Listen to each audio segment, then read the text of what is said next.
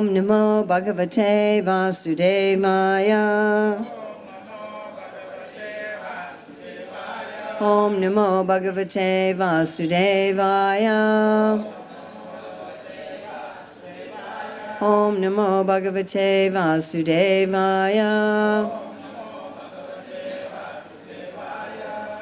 So it is October 19th, 2023 at Radha Gopinath Temple in Chowpatty in Mumbai. And we're reading a very famous verse today. Bhagavatam Canto 2, Chapter 3, Text 10. Akama sarva kamo va moksha kama udaradi tivrena bhakti yogena jajeta purusham param. Akama, one who has transcended all material desires. Sarvakamaha, one who has the sum total of all material desires. That would be a lot. Va, either. Mokshakamaha, one who desires liberation. Udaradhi, with broader intelligence. Tivrena, with great force. Bhakti yogena, by devotional service to the Lord.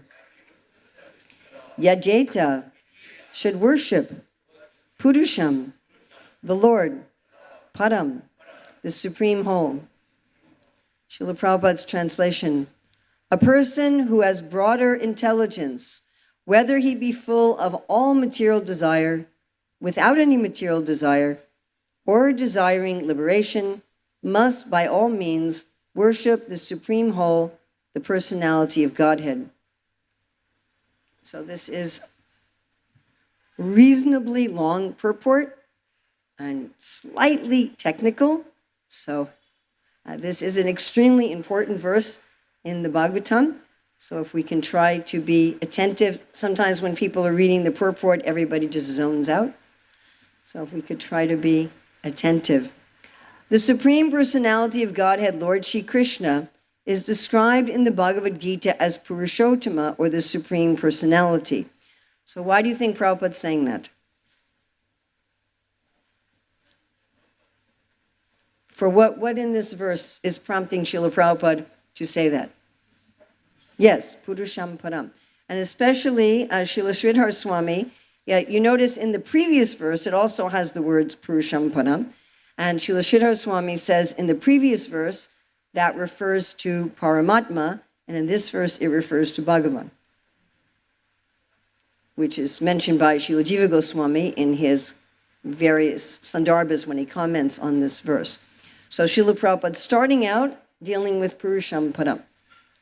Going on, it is he only who can award liberation to the impersonless by absorbing such aspirants in the Brahmajyoti, the bodily rays of the Lord. So why would he be saying that?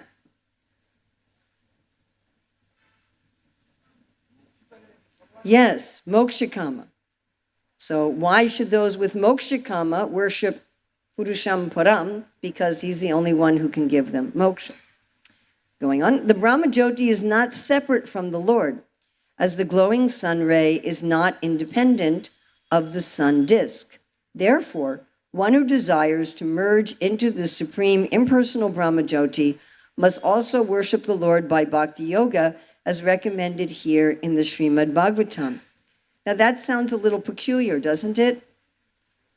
If you're an impersonalist, you should still worship the person.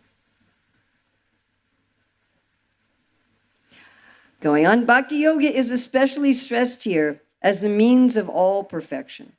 In the previous chapters, it has been stated that bhakti yoga is the ultimate goal of both karma yoga and jnana yoga, and in the same way in this chapter, it is emphatically declared that bhakti yoga is the ultimate goal of the different varieties of worship of different demigods. Bhakti yoga, thus being the supreme means of self-realization, is recommended here. Everyone must therefore seriously take up the methods of bhakti yoga, even though one aspires for material enjoyment or liberation from material bondage. Are you translating there in the back? Okay. So I'd like to ask you a favor. If I am speaking too fast, or if there's something you don't understand, can you signal me and we'll sort it? Thank you. Okay. So Prabhupada just talked about the Mokshakama people, talked about Purushamparam and the Mokshakama people. Now, next paragraph, Akama. Akama is one who has no material desire. Of course, the literal meaning of akama is one who has no desire. Right? So akama is one who has no material desire.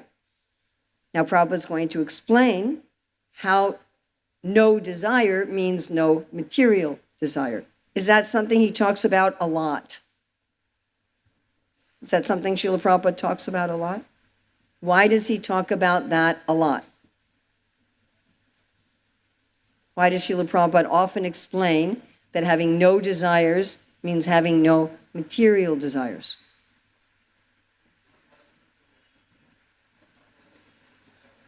Not possible to have no desire is not possible. Main contextual? Yes, thank you. Because that is the main contention between the Vaishnavas and the Mayavadis. Yes. And that's part of Prabhupada's main mission that we have in his pranam mantra, Nirvisesha Nivadi, to counteract the people who are preaching only impersonalism. So the people preaching only impersonalism will take this verse or these kind of statements. Do these statements occur often in Shastra?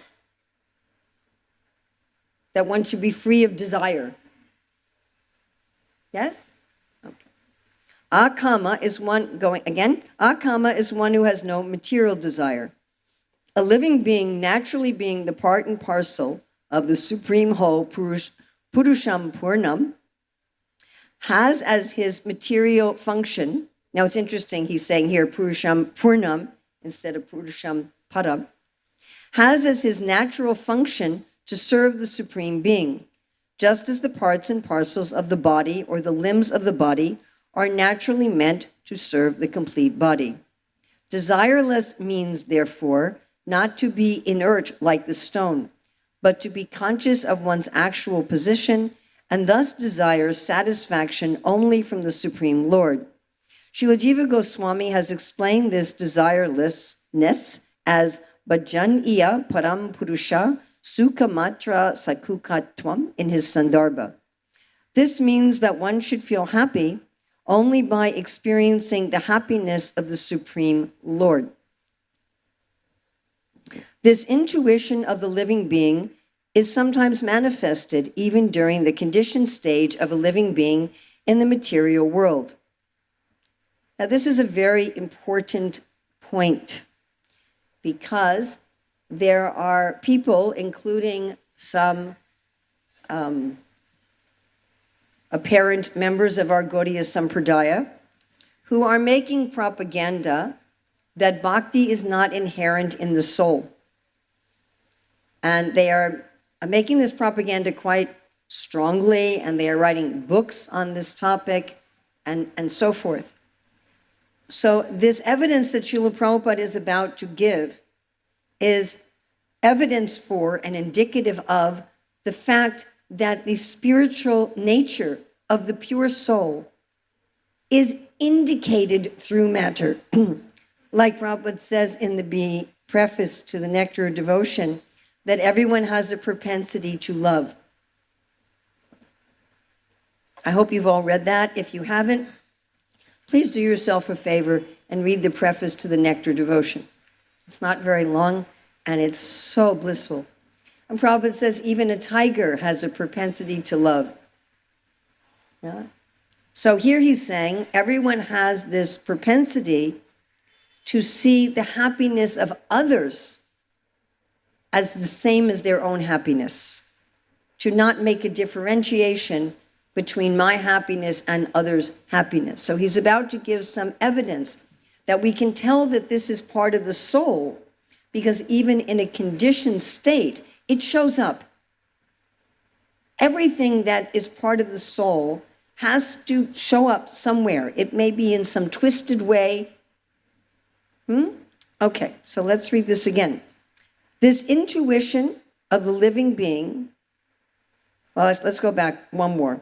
This means that one should feel happy only by experiencing the happiness of the Supreme Lord. This intuition, so the intuition to find one's happiness in the happiness of God,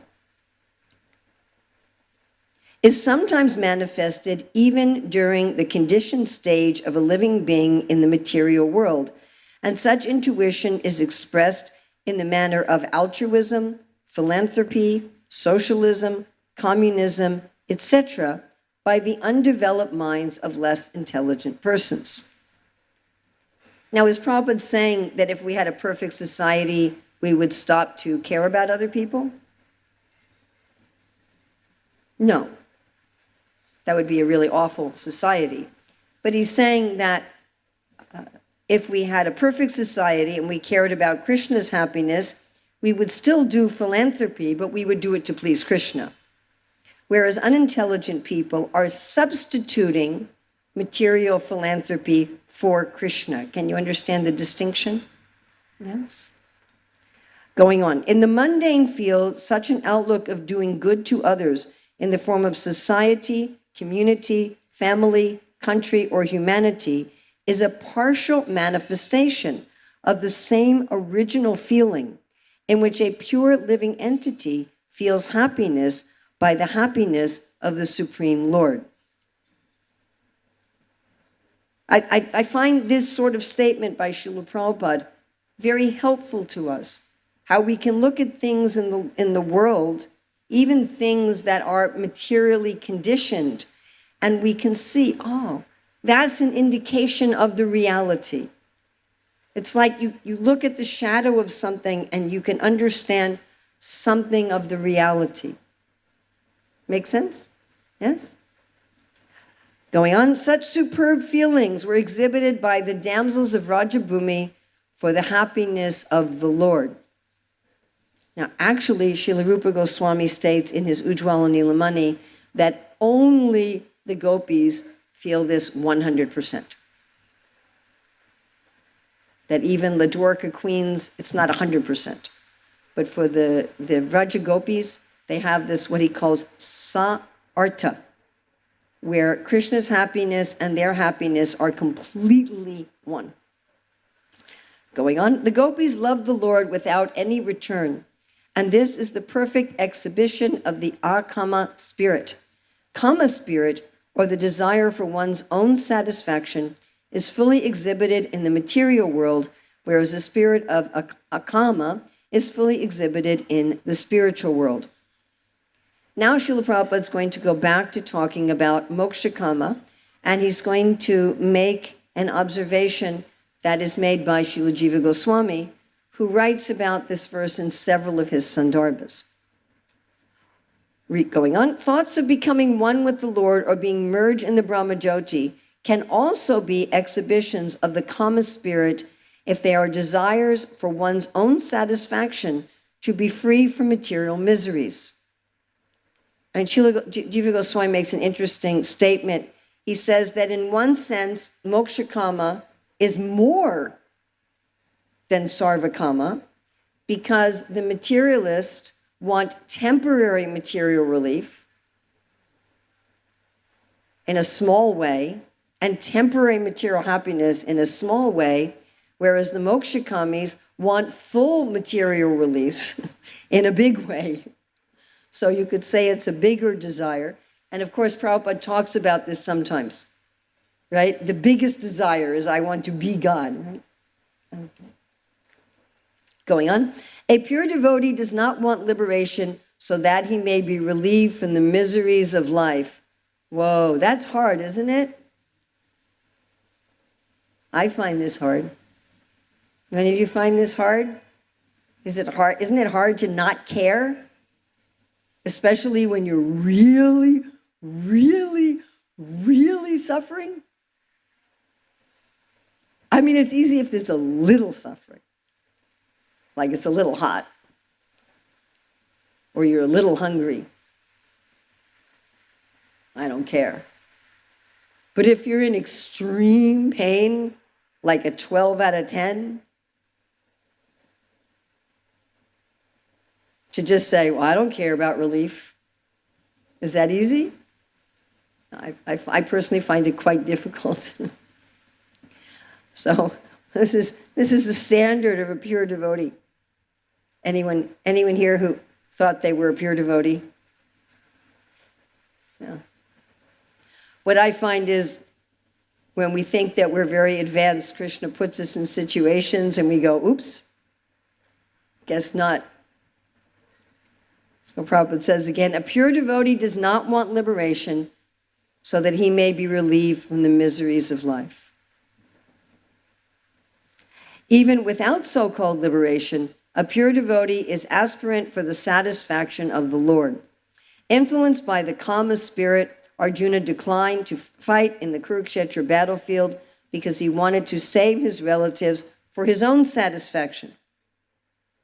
But being a pure devotee, he agreed to fight on the instruction of the Lord because he came to his senses and realized that satisfaction of the Lord at the cost of his own satisfaction was his prime duty. Thus he became a kama. That is the perfect stage of a perfect living being. Now, of course, what happens, Prabhupada says here, right, at the cost of his own satisfaction.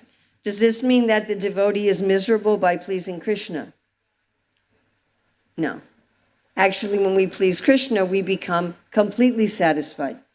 So when Prabhupada is saying here at the cost of his satisfaction, it means the cost of his illusory satisfaction, at the cost of his satisfaction that isn't actually satisfaction. You follow? But I think sometimes we can read this and we think, oh, that means the more miserable I am in Krishna consciousness, the more advanced I am.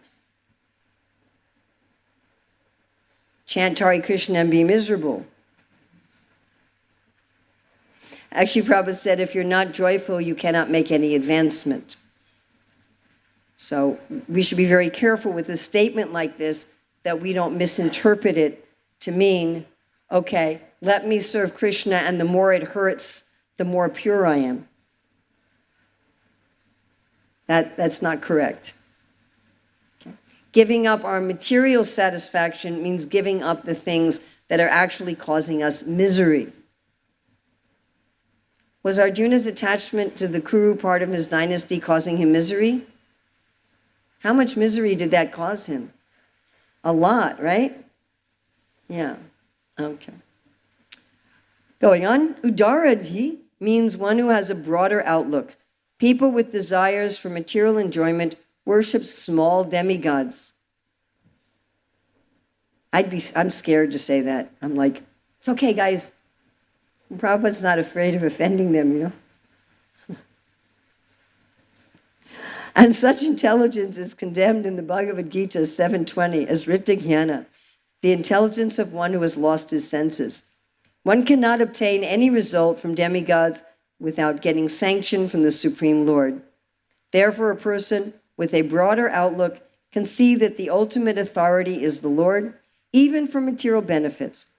Under the circumstances, one with a broader outlook, even with a desire for material enjoyment or for liberation, should take to the worship of the Lord directly. And everyone, whether in akama or sakama or mokshakama, should worship the Lord with great expedience. This implies that bhakti yoga may be perfectly administered. Now this is interesting because here Prabhupada's defining what word here in the verse. There's a word he's picking up here, great expedience. Tivrena, yes. Now, he's going to expand on this a little, and I find this extremely significant in terms of the definition of pure bhakti.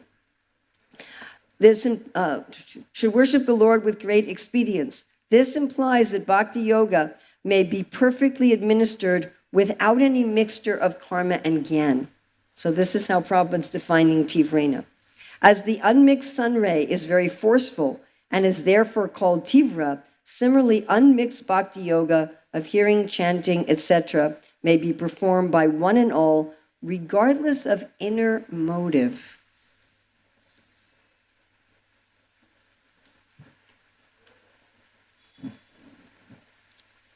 Akama sarvakamo va, moksha kama udaradi, tivrena bhakti yogena, yajeta purusham param. A person who has broader intelligence, whether he be full of all material desire, without any material desire, or desiring liberation, must by all means worship the supreme whole, the personality of Godhead. So bhakti is the answer to everybody. Whatever you want, bhakti. Like there's some stores where you can get pretty much everything. Not really. Just like Amazon, they have the arrow going from A to Z, A to Z, right? Like you can get, can you really get everything there? I'm sure there's some things you can't get there. Yeah? Not many, but some. But people think, oh, let me go there, I'll be able to get everything. You have some huge store where they carry, groceries and hardware and tires, or sometimes not just a store, but like a shopping center. And they have all different kinds of stores. And here you can get everything you want. You don't need to go anyplace else. Now, Bali Maharaj made the mistake of thinking he was that person.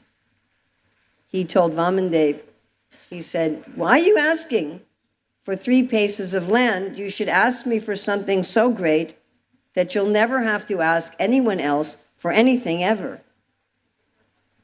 Could Bali give that? Could he give that? No. And so Vamandev showed him a very interesting way. No, you don't have that capacity. But one should go to the place where one can get all one's desires fulfilled. And that one will be so satisfied that one will never have to ask anyone for anything ever. So to go to the right person in the right way, to go to Purusham Param with Tivrena Bhakti Yogena. All right. So why is it that we can get everything from Krishna, and what is Tivra Bhakti? And how are we going to get this kind of intelligence?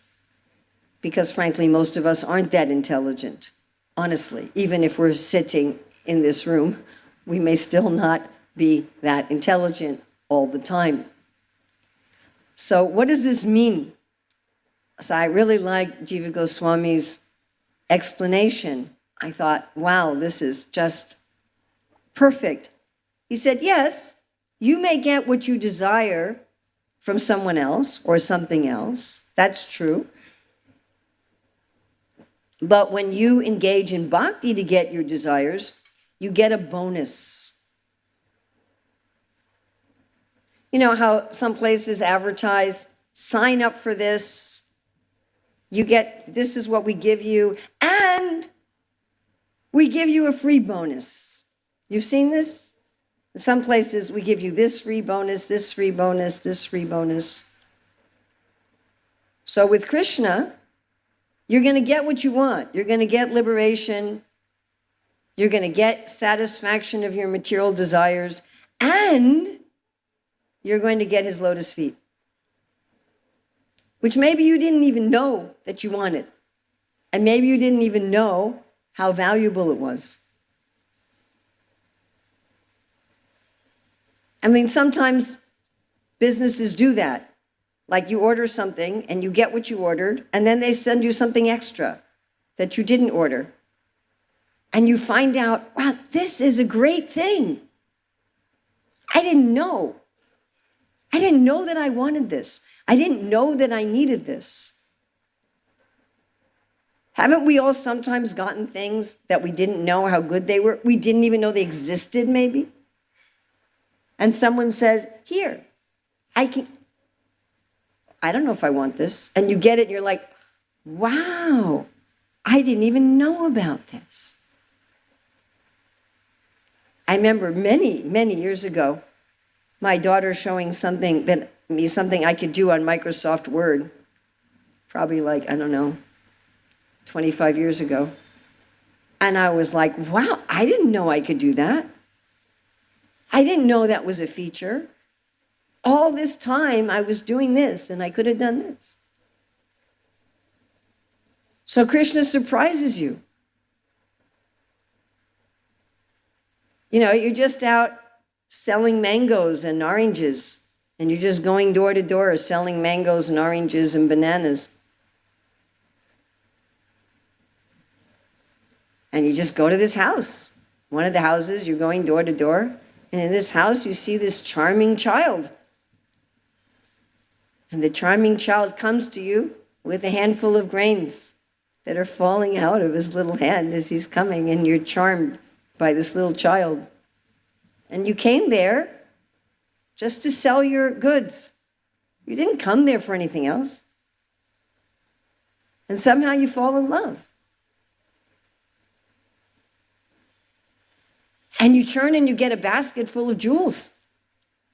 Far more than you desired. The fruit wasn't worth that much money, you know. And our acharyas say that she didn't just get a basket of jewels, she got prema. So that's exactly what Krishna's like. Even you come to him for some nasty thing. Prabhupada tells the story of this thief who was walking by a Bhagavatam class outside, and he heard the speaker say about how Krishna's covered with jewels. And he got very interested, and he thought, oh, let me find this child. Very easy to steal the jewels from a little child. And he heard that Krishna is in Vrindavan. So he travels to Vrindavan thinking, I'm going to steal these jewels. Where's this Krishna? Where's this Krishna? And there's baby Krishna. Not baby, but little child Krishna, like, you know, maybe 3 years old. And, oh, what do you want? And the thief became mesmerized, like the fruit seller, and he just out and out said, I want your jewels. Not like the thieves with Lord Chaitanya who just, you know, offered him sweets and put him on their shoulder. But he just said, I want your jewels. And he says, oh, I can't do that. Mother Yasoda, my mother, she'll be very angry if I come home without my ornaments. And he fell in love. He didn't intend to fall in love. That wasn't his purpose. And of course, the most famous story is Dhruva. Dhruva was insulted. All of us feel insulted sometimes and angry. He wanted revenge. He wanted to get revenge by having a kingdom. And he was so determined. Tivrena, I mean, he was really, really determined. And he's meditating on Vishnu. I mean, he was so determined. He became one with the Lord in a sense, and his breathing and the universal breathing were the same. And when the Lord manifested externally, he fell in love. And the Lord said, fine, you can have it, what you wanted. You can have your father's kingdom for 36,000 years and never become old. And you can have the pole star as your kingdom. You can have everything you wanted. And he said, I don't even care anymore. I have you. Even he felt sorry afterwards. He's like, why was I sarvakama? So you get a bonus. You go someplace else, yes, you may get what you want. You might. But you don't get the bonus. And not only that, when you get what you won't even be happy with it. Hiranyakashipu went to Lord Brahma with a similar desire as Dhruva. I want to own everything. I want to own the biggest thing. He also had a desire for vengeance. He had a desire for vengeance against the Lord for killing Hiranyaka. And Lord Brahma said, yes, you can have this, you can have this. All the mystic powers, no rival.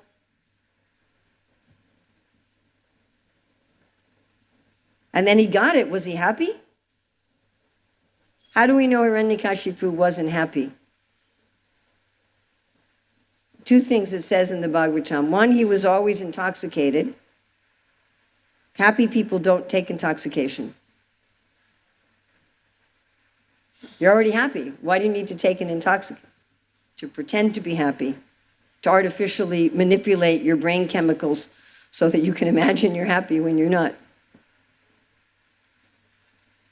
And he was always yelling at the demigods for no reason.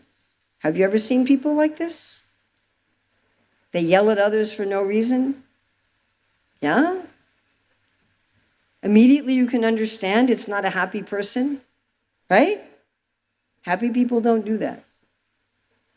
So he got everything, but he wasn't happy. So if you go to some source other than Krishna, you may get what you want. In fact, you will. If you do things right, you do the right karma, you worship the right demigods, you will get what you want. Maybe not immediately, but you will eventually. But you won't like it, because we're not going to like anything material ultimately. And even if you say, well, I've had things material that I liked, but they were temporary, right? And therefore they're also a source of pain. When people have the perfect marriage, they suffer more when their spouse dies. You follow? You have the perfect car, you suffer more when it gets crashed. And well, it was just a car. Oh, it's my car. So you go other places, even if you get what you want, you won't be happy, and there's no bonus. So whatever you want, go to the place where you're going to be fully satisfied, and you get the bonus. You get unlimited, perfect, real spiritual satisfaction, even if that isn't what you wanted in the first place, even if you didn't know about it. And therefore, we respect all religionists, even if they're materialistic. And most religionists are materialistic. It doesn't matter whether they're Christians or Muslims or Hindus or Jews or whatever they are, or Buddhists. Most religionists are materialistic. Like Krishna says, the people come to him for 4 reasons. The vast majority of people who come to the Hare Krishna movement at least start out being materialistic, according to Krishna. Yeah? But we respect, okay, you're worshiping God. You're worshiping God. You're worshiping the actual Purusham Param. That's good. Eventually, it may not be one life, but eventually you will come to the perfection. So then there's how to worship. Tivrena. Now, it's very interesting. So here knows Srila Rupa Goswami's verse about the definition of pure devotional service. Anyabilasita sunyam jnana karma anavritam anukulena krishnanu shilanam bhaktir uttamam. So this verse is eliminating the first line. Anyabilasita sunyam. And that's why I find what Srila Prabhupada says at the end here to be absolutely fascinating. He says here, unmixed bhakti. So if it's not mixed with karma and it's not mixed with karma and gyan. He says here again, this implies that bhakti yoga may be perfectly administered without any mixture of karma and gyan, as the unmixed sun ray is very forceful and is therefore called tivra. Similarly, unmixed bhakti yoga of hearing chanting may be performed by one and all regardless of inner motive. So Prabhupada's basically saying, forget about the first line right now. Are you all understanding? Anyabilasita sunyam means you're in the akama category. But he's saying, never mind. If you're in the sarvakama or mokshakama category, that's fine. Doesn't matter. Which is a relief, isn't it? Anybody here prepared to say they're 100% in the akama category?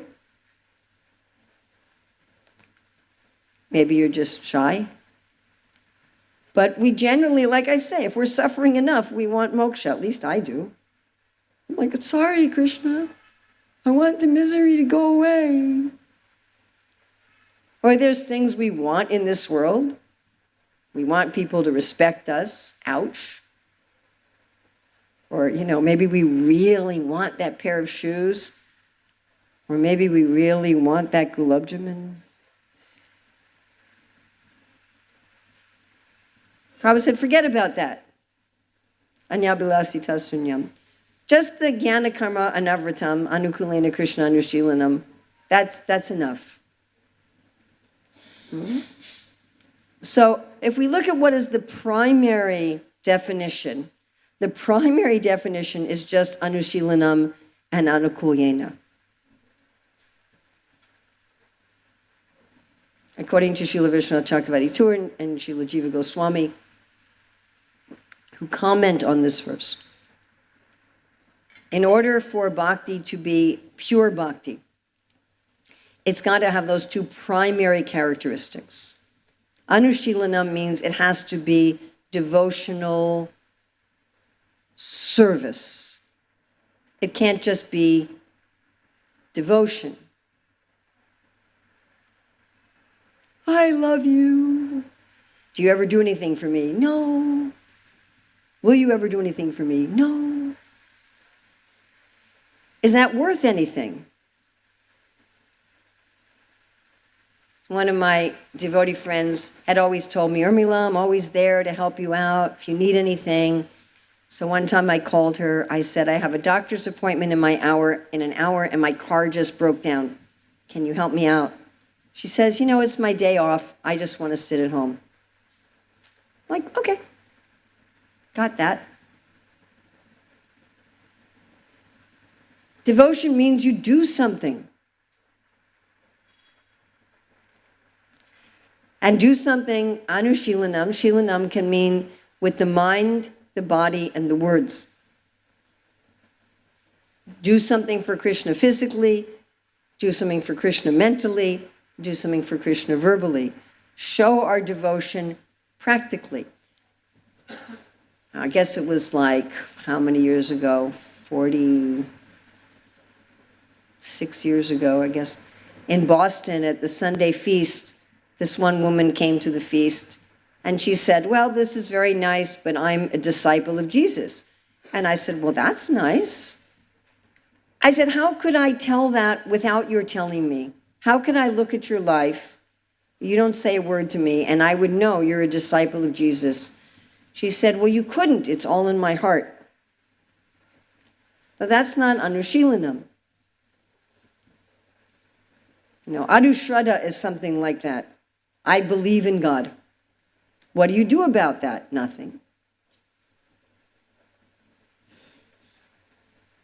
Or people say, I'm Muslim, I'm Christian, I'm Hindu. What do you do? Nothing. Maybe they light a lamp on Diwali and have a feast with their friends. But it's about having a feast with their friends, you follow? Or you just have a Christmas tree and buy gifts or something, but you're not actually going to church. It doesn't mean anything. I overheard a conversation many years ago between two of my godbrothers, and one of them says, I never see you at Mangalartik. And the other one said, well, my heart's there. And the first one said, well, why don't you bring the rest of your body? So I have to do something for Krishna. And the other thing is anukulyena. The motive has to be to please Krishna. Now this is where it gets tricky, because anya bilasita sunyam means I want to please Krishna just to please Krishna. Because I have a sense of a oneness with Krishna, as Prabhupada's talking about in this purport, that pleasing Krishna is my pleasure. And again, we all experience something of that in this world. So I gave this example last night in the seminar in terms of charity, but it's well worth repeating that if in countries where Christmas is a big thing, if the stores said, aren't you tired of this gift-giving thing? You don't usually get the presents you want anyway. Why don't you take the money you would spend on gifts and spend it on yourself?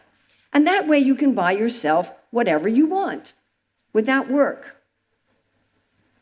Would people save up all year for Christmas to go and buy themselves what they want? Would that work? Yes? No? No. It's the main income for the shops because people want to buy presents for others. Yes? We get more pleasure by pleasing others than by pleasing ourselves directly. And Prabhupada gives so many examples of this. Logically, it doesn't make sense on a materialistic logic, but it's indicative of the nature of the soul. And we all experience this sometimes.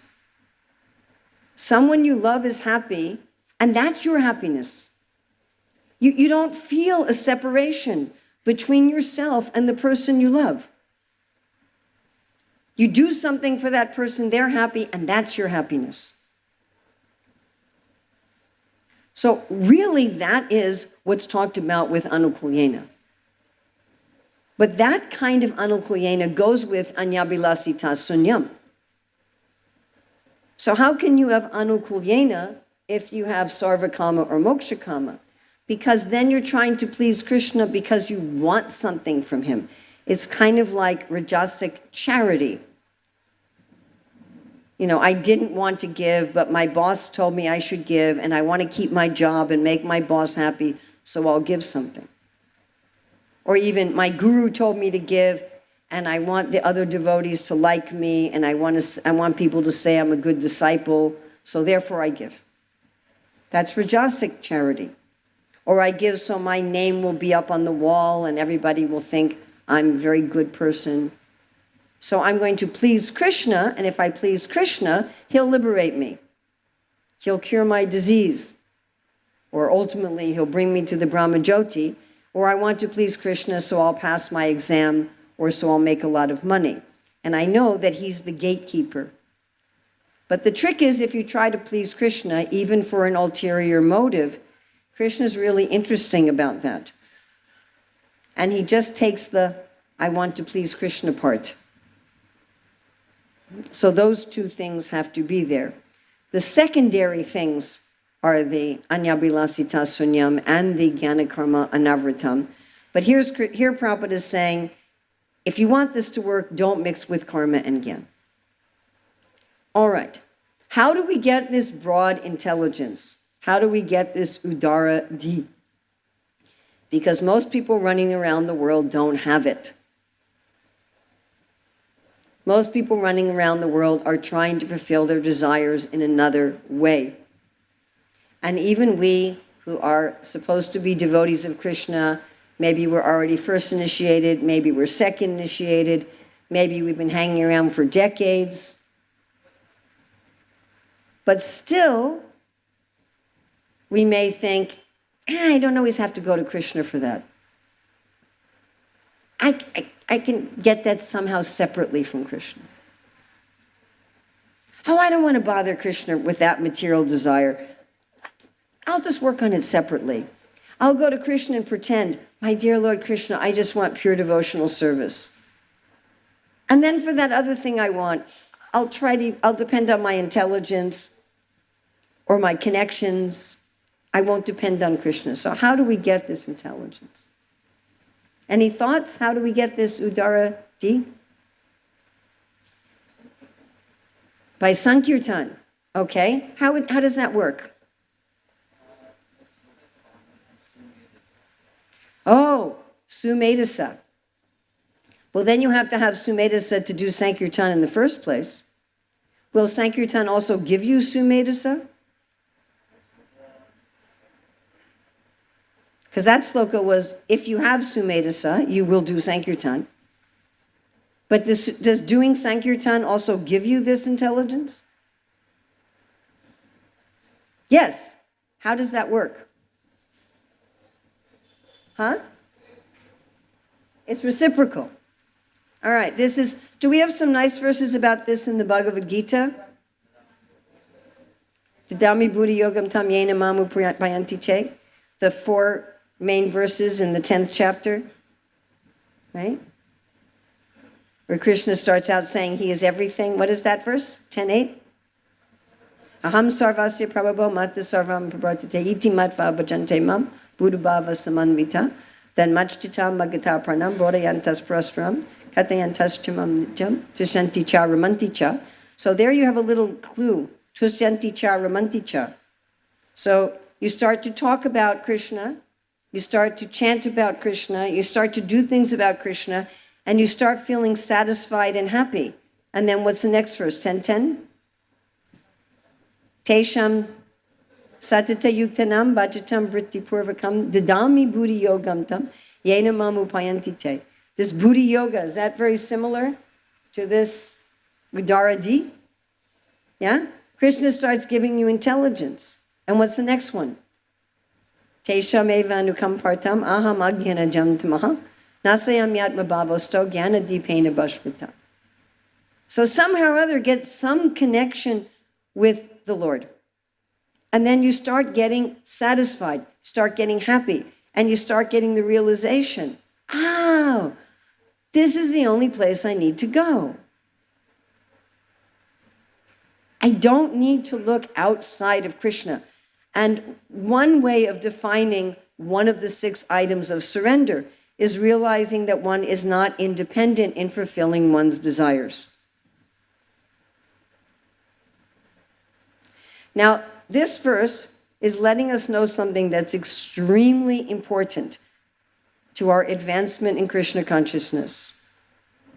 The chances are that everyone here, or most of you, maybe some of you are prema bhaktas in disguise, as Maharaj Rahugana says, you never know.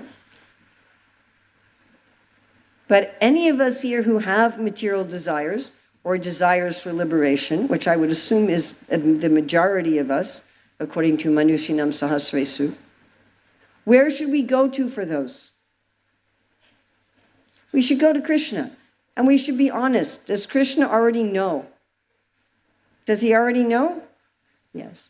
Just like you walk in Loy Bazaar, and the merchants all say, Hare Krishna, Hare Krishna. What are they really saying? Please come here and spend your money. Are we intelligent enough to know that? And they have a picture of Prabhupada in their shop. Why? They know. Then we ISKCON devotees will say, oh, they like Prabhupada. I'll shop there. So we're just little jivas, and we know that the shopkeepers are chanting Hare Krishna, but they're really saying, give me your money. We know that. So Krishna's at least as smart as we are. You understand? If we can understand that, he can understand that. There's no use pretending. Maybe we want to pretend to the other jivas because we haven't come to the Trinada P platform. That's something else. Maybe we want to try to convince all the other members of the Hare Krishna movement that we're actually akama. Okay, whatever. But we can't convince Krishna. He already knows. He's like, hey, come on. Sarvasya chaham hridisani visto. Like, I know you better than you know yourself. You're not going to hide this from me. So better to be honest. When we're honest, the only person we're really being honest with is ourselves. Because Krishna already knows. The only person we're fooling is ourselves. I'm so advanced. I have no desires. So it's very helpful to ask Krishna, Krishna, would you show me what sarvakama and mokshakama I have? Would you please reveal to me the truth about myself? Let me see myself honestly. This is the essence of anartha nivritti. Of course, we don't want to see ourselves honestly. because we know we won't like what we see. But then we can't progress. And then Krishna will show us, you're attached to this, you're attached to this, you're attached to this, you're attached to this. And we can say, my Lord, can you show me the real nature of these desires? By the way, all this can happen very quietly in the privacy of your room. It's not that you have to have some heavy-duty thing happen to you in your life, okay? These kind of prayers doesn't mean you get in a car accident or all your money gets taken away. It can happen very quietly while you're chanting, while you're reading the Shastra. My Lord, show me the nature of these desires. And Krishna will show you the nature of these desires, and you'll see that they're ugly. Desires for liberation are ugly. They're disgusting, actually. Desires for overlordship, they're grotesque. Prabhupada said that when a person on bhava doesn't have material desires because he sees the naked form of those material desires. Do you all know the story of Ulysses from the Iliad and the Odyssey, or do they not teach that in schools anymore? So this is the Greek mythology. So Ulysses is coming back from the war. He was victorious, and he was told of many obstacles. Prabhupada refers to the Iliad quite a few times. And one of the obstacles was an island full of witches. They were called the Sirens. This is where we get the English word siren. They sing very beautifully, and anyone who would hear their singing would think they were beautiful women on a beautiful island full of coconut trees and mango trees and waterfalls. Whereas actually they were old ugly witches who ate sailors, and they were in a desert. So Ulysses heard this, and he told all the men, put wax in your ears so you will not hear the sirens. He said, but tie me to the mast. I want to hear. He said, but don't follow any of my instructions while we pass this island. So the men who had their hearing blocked, they actually saw the desert with the witches, and they're just rowing, let's get out of here. And Ulysses is going, stop. When we see Maya for what it is, then all these attachments just vanish.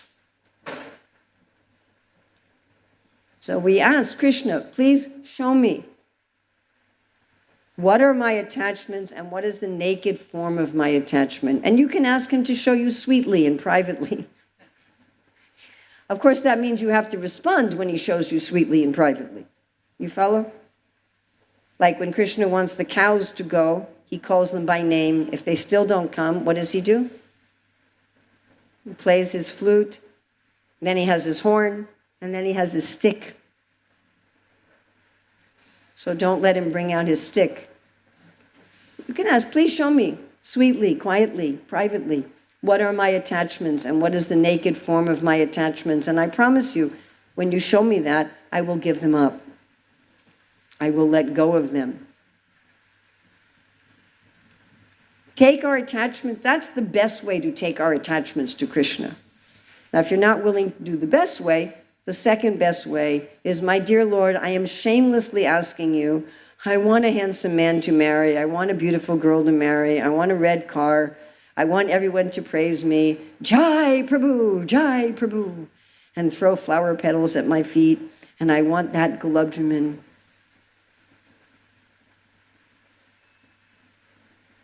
And Lord, I'm asking you, and whether you give me or not, I accept. That's second best way. Does that make sense? I accept. If you don't give me, I will not go elsewhere. If you don't give me now, I will wait. I will trust your judgment. I will put these desires before you. So that's the second best way.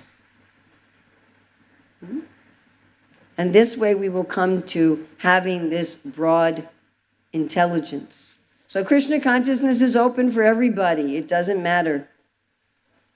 We don't have a guard at the door. Are you pure? But Krishna consciousness itself will bring us to this purity because it gives us this amazing bonus that we didn't even know existed, and we didn't even know we wanted, and we didn't even know we needed. And that once we get that, we decide, I didn't need all this broken pieces of glass. So I was told I could go a little over time, and so I took advantage. If you have to leave early, I'm supposed to tell you there's a table downstairs of my books, of some of my books, if you're interested. Anybody have any questions, comments, additions, subtractions, chastisements?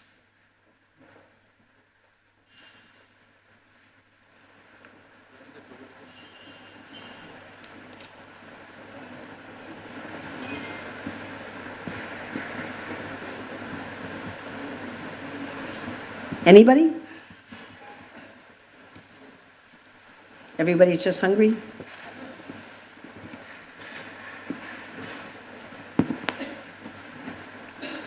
Hare Krishna, ma'am. Hare Krishna. Thank you very much for a very wonderful class. Mataji, in Chaitanya Charitamrita, in one of the section where Lord Krishna is talking about anyone who comes to me, and if he asks me anything, I won't give him because it is a poison, I know. I will give the nectar of my lotus feet to him instead of fulfilling his desires. Well, that's not really instead of. In other words, let's say this has happened to me, like I've gone to a shop and I've asked for something, and they said, you know, I have something a lot better that will meet all of your needs even better than this. Has that happened to everybody? Yes. Yeah, so it's like that. Now you could say the shopkeeper didn't sell you what you came for, but did the shopkeeper fulfill your desires? Did the shopkeeper fulfill your desires if they gave you something better for the same purpose? Yes? No? Yes. Yes. So like that. Sometimes living entity is attached to certain desires, just like in case of Dhruva Maharaj. Before he began his penances and the services, he wanted desperately that kingdom. Correct. So similarly, when sometimes living entity like us, we are attached to certain desires which we want. Okay, Krishna, you might have better. In that form, you're saying. Yeah. So the shopkeeper may say, this does what you want much better, and it's even cheaper. And you go, no, I want the thing I came for. So in most cases, then Krishna will say, yes, go ahead. Like he did to Dhruva. But he has the other offer. My dear Lord, I've come to you for this. And he says, I have something that will give you all the benefits you desire from that thing. You understand? Just like suppose you want money. Everybody wants some money. Even brahmacharis want some money. Why do we want money? Money gives us freedom, gives us security. That's what they call investments, securities, right? Gives us status, gives us access to pleasure. But suppose you had all of that without having to have money. Would you care about money? No.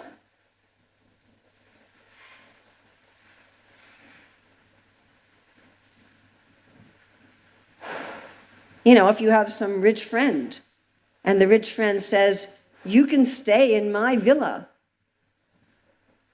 and I'll have 100 servants at your beck and call, and there's a car, you can go wherever you want. We'll serve you whatever you want to eat. You wouldn't care whether you have cash in your pocket or not. You wouldn't need it. And if you say to him, I'd rather have money, I'd say, okay, fine. So what Krishna tries to do is when people go to him with some specific desire, he says, I have a much better way of meeting your needs. I have a way of meeting your needs where you'll never have to ask for anything from anybody ever, and you'll feel completely satisfied. I'd like to offer you that. And if you're smart, you'll say, yeah, that sounds like a much, and he says, and it's cheaper too.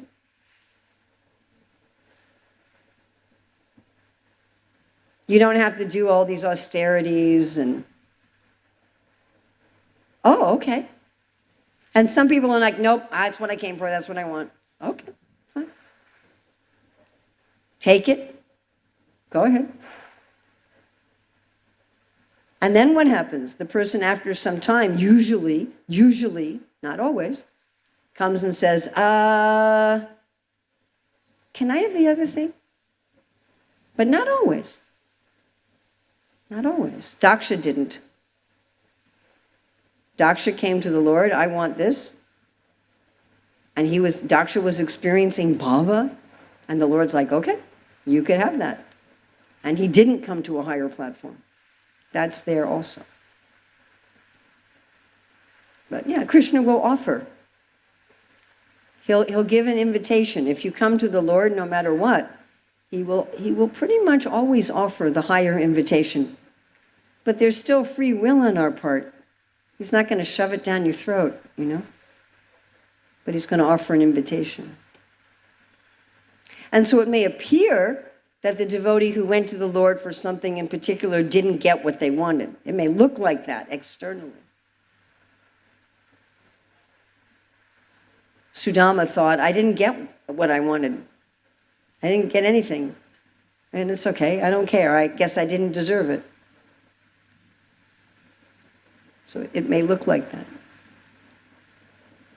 Now, if a devotee doesn't see that Krishna is offering something better, they may become bitter. If they kind of go in between, you know, they're not really taking the higher thing that will satisfy them. They're just seeing Krishna says, keep saying, take this, take this, take this. I want that. Take this, take this, take this. But you're not giving me, take this, take this. So sometimes that happens too. All right, I think we should end now. Once again, there is a table downstairs with some of my books. We have 2 new books there. One on how to see Krishna in everything, in your breath, in the heat of the room, in the sunlight, in the ocean. And the other is how to find out what is your nature, how to have the perfect livelihood according to your nature, how one can use one's nature in Krishna's service, and how to have a perfect society. So Srila Prabhupada ki jai.